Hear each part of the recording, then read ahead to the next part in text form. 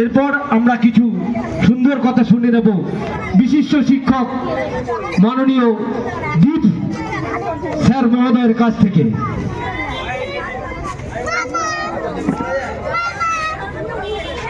ধন্যবাদ জানাবো আমবাগান বসন্ত উৎসব কমিটিকে, যারা আমাকে এই সম্মানটা দিয়েছে।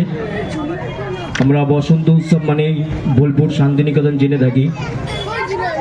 তো বোলপুর শান্তিনিকেতনে আর আমাদের এখন আর যাওয়ার প্রয়োজন পড়ে না, কারণ আমরা বোলপুর শান্তিনিকেতন দোল উৎসবটা আমরা বর্ধমানে টেনে নিয়ে আসতে পেরেছি।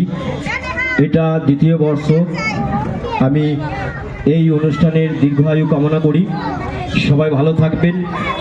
আর আপনারা যেভাবে এই অনুষ্ঠান করছেন, সর্বপ্রথম আপনাদের জন্য আপনারাই একটা জোরে করতালি দেবেন, কারণ সত্যি এইটু ছোট জায়গার মধ্যে এত ভালো একটা অনুষ্ঠান করছেন। সবাই ভালো থাকবেন। আগামীকাল আমাদের দোলযাত্রা বর্ধমানে, সবাই ভালোভাবে দোল কাটাবেন। ধন্যবাদ। অসংখ্য ধন্যবাদ জানাই বিশিষ্ট শিক্ষক মাননীয় দীপ স্যার মহোদয়কে।